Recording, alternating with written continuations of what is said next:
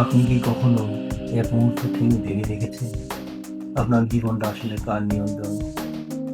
আপনার নিজের, নাকি পরিস্থিতি, নাকি এমন এক সিস্টেমের যেটা আপনাকে জন্মের পর থেকেই বদলে দিয়েছে? এতটুকুই তোমার সীমা।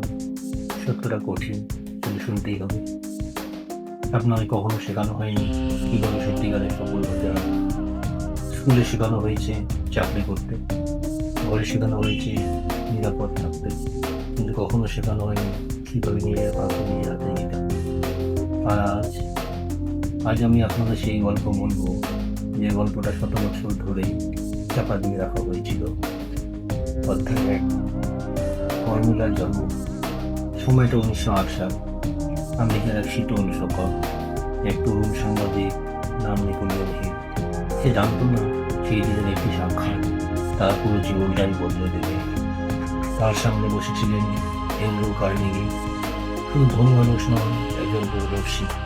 কার্নেগি হঠাৎ প্রশ্ন করলেন, তুমি কি এমন একটা কাজ করতে পারবে যার জন্য তোমাকে 20 বছরের বেশি সময় দিতে হবে?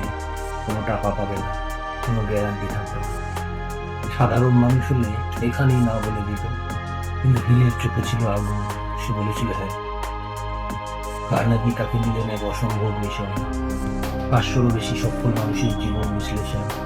তারা কিভাবে ভাবে, কিভাবে সিদ্ধান্ত নেয়, কেন তারা হার মানে না। ইন্টারনেট নেই, ফোন নেই, সহজ কিছুই নেই, শুধু টিনের শব্দ, হাজার হাজার চিঠি আর সীমাহীন ধৈর্য। 20 বছর। আর সেই 20 বছরেই হিল একটা জিনিস বুঝতে পারল, সাফল্য কোনো কাকতালীয় ঘটনা নয়, এটা একটা প্রক্রিয়া, এটা সূত্র। অধ্যায় 2, জ্বলন্ত আকাঙ্ক্ষা। সবাই স্বপ্ন দেখে, কিন্তু সবাই সফল হয় না। কেন? কারণ স্বপ্ন আর জ্বলন্ত আকাঙ্ক্ষা এক নয়। স্বপ্ন বলে হলে ভালো লাগতো, কিন্তু জ্বলন্ত আকাঙ্ক্ষা বলে যে করেই হোক এটা আমি করবই। এই আকাঙ্ক্ষা আপনাকে ঘুমোতে দেয় না, এই আকাঙ্ক্ষা আপনাকে আরামে থাকতে দেয় না, এই আকাঙ্ক্ষা মানুষকে পাগল বানায়। রাইট ভাইদের কথা মনে আছে? 2জন সাধারণ মানুষ, কোনো ডিগ্রি নেই, কোনো টাকা নেই, তবুও তারা বিশ্বাস করেছিল মানুষ উঠতে পারে। সবাই হাসতো, সবাই বলতো অসম্ভব, কিন্তু তারা থামেনি।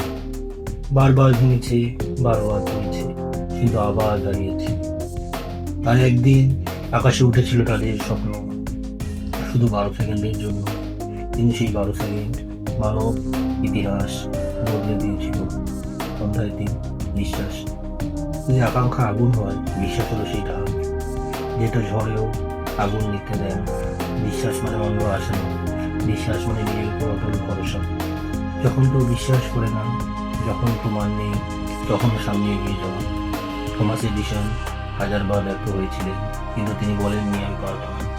তিনি বলেছিলেন আমি শিখছি। এই বিশ্বাসী মানুষরা আলাদা করে। আপনি যেটাতে বিশ্বাস করেন, আপনার শরীর, আপনার সিদ্ধান্ত, আপনার কণ্ঠ, সবকিছু সেই বিশ্বাসের দিকেই যায়। অধ্যায় 4, আত্মপ্রভাব। আপনার মন একটা বাগানের মতো। আপনি যা বপন করবেন সেটাই জন্মাবে। আপনি যদি প্রতিদিন নিজেকে বলেন আমি দুর্বল, আমি পারি না, আমি পিছিয়ে, তাহলে সেটাই আপনার সত্য হয়ে যাবে। কিন্তু যদি বলেন আমি শক্তিশালী, আমি শিখছি, আমি এগোচ্ছি, তাহলে আপনার অবচেতন মন সেই পথে আপনাকে চালিত করবে। এই কারণেই মহান মানুষরা নিজেদের সাথে কথা বলে, নিজেদের বিশ্বাস শেখায়। সকাল আর রাত, এই সময় আপনার মন সবচেয়ে খোলা থাকে। তখন যা বলবেন সেটাই আপনার ভিতরে ঢুকে যাবে। অধ্যায় 5, বিশেষ জ্ঞান।